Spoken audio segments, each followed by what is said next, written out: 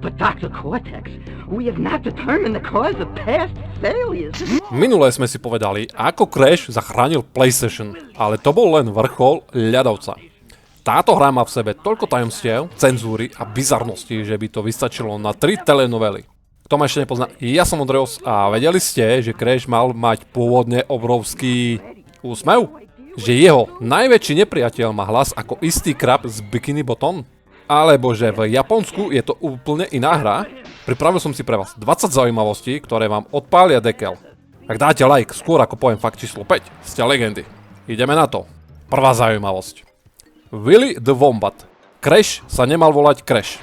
Jeho prvé meno bolo Willy the Wombat. Znelo to ako postavička z detskej knižky, ktorú čítate, keď chcete zaspať. Meno Crash dostal na poslednú chvíľu, pretože, stále do niečoho narážal. A tiež preto, že Willy má v angličtine, iný význam. Druhá zaujímavosť. Sonicov zadok. Toto musím spomenúť znova pre tých vzadu. Interný názov projektu bol Sonic's Ass Game. Vývojári vedeli, že v 3D plošinovke budete väčšinou času pozerať na zadok postavy.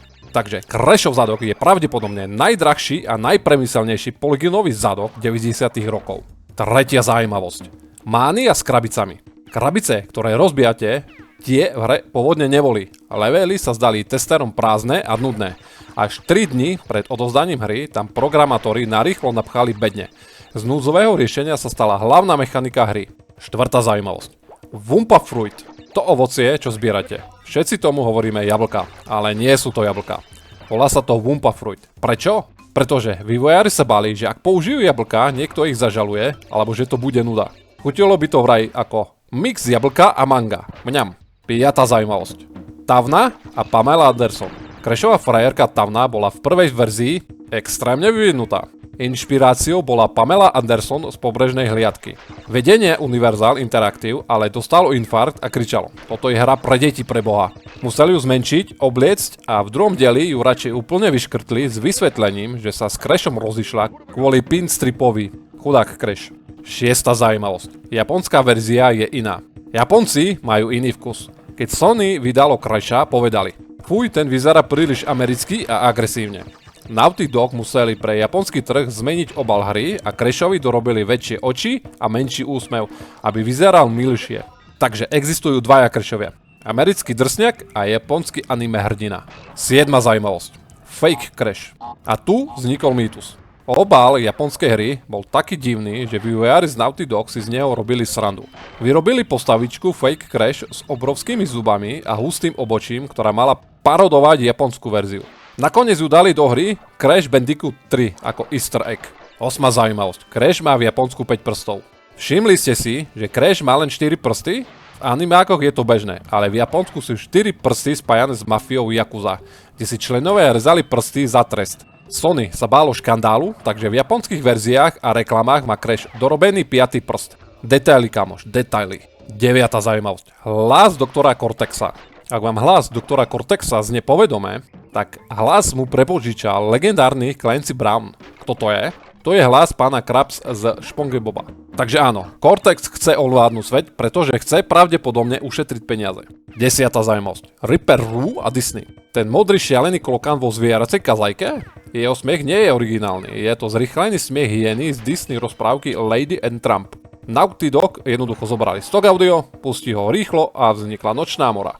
11. zaujímavosť. Žiadny krk. Pozrite sa na Crasha pozorne. Nemá krk. Hlava mu levituje nad telom alebo je prilepená na pleciach. Dôvod? PlayStation 1 nevládala toľko poligónov.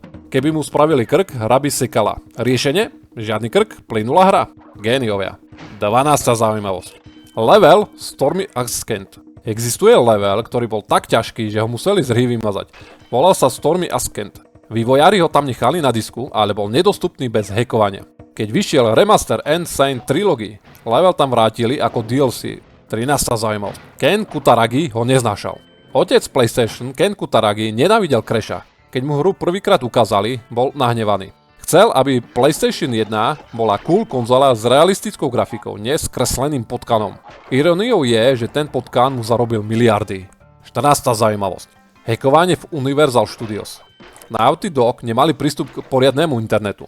Keď potrebovali poslať demo do Japonska, Jason Rubin musel hacknúť bezpečnostný systém v Universal Studios, aby sa dostal k rýchlej linke v noci. Doslova sa vlámali do cudzej kancelárie, aby uploadli hru. Dnes by za to sedeli. 15. zaujímavosť. Spyro demo. Pamätáte si ten tajný kód? V menu Crash Bandicoot 3 ste stlačili hore, hore, dole, dole, doľava, doprava, štvorec a bum. Spustilo sa demo hry Spyro the Dragon. Tieto dve hry boli ako bratia. Ak si nevedel tento kód, nebol si skutočný hráč. 16. zaujímavosť. Tanec Crasha. Víťazný tanec Crasha, panvový trust a točenie. Vymysleli ho v marketingovom oddelení Sony pre japonskú reklamu. Vývojárom sa tak páčil, že ho dorobili priamo do hry. Dnes je to jeden z najslavnejších tancov v histórii hier. Skúste to na diskotéke, uvidíte, čo sa stane. Vyhodia vás. 17. zaujímavosť. Úga búga. Zvuk masky aku. Dave Baggett, jeden z tvorcov, potvrdil, že tento zvuk v skutočnosti neznamená nič. Niektorí ľudia počujú rutabaga, kvaka, iní who goes there, ale v skripte je to len hatlanina, ktorú nahral producent, keď bol hladný. Je 18. zaujímavosť. Crash nevie rozprávať. Crash takmer nikdy nehovorí. Povie len wow, alebo yeah. Dôvodom bolo, že chceli, aby sa s ním hráč stotožnil. Ako náhle postava začne trepať hlúposti, prestane vám byť sympatická.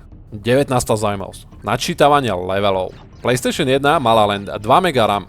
Aby sa levely zmestili do pamäte, Naughty Dog vymysleli systém, kedy sa hra načítavala postupne. Kým ste bežali levelom, hra za vami vymazala veci a pred vami načítavala nové. Ak by ste sa dokázali v hre otočiť, bežať rýchlejšie ako kamera, spadli by ste do čiernej diery ničoty. 20. zaujímavosť. Predali to za drobné. A posledný smutný fakt. Naughty Dog nevlastnili práva na Crasha. Patrili Universalu. Po 3. diele a pretekoch museli Naughty Dog odísť a nechať svoje dieťa cudzým ľuďom. Nasledovali roky priemerných hier, až kým sa Crash nevrátil v roku 2017, ale pôvodní tvorcovia z toho nevideli už ani cent. Tak čo, koľko z tých faktov ste vedeli? Ak ste vedeli o tom, že Ripper Roo je hyena z Disney, máte môj rešpekt. Crash je dôkaz, že aj s hrou o zadku a bez krku sa dá spraviť diera do sveta. Ja vám ďakujem, že ste videjko dopozerali sem do konca, nezabudni nechať odber, lajčík a vidíme sa pri ďalšom videjku. Majte si krásne a čauky.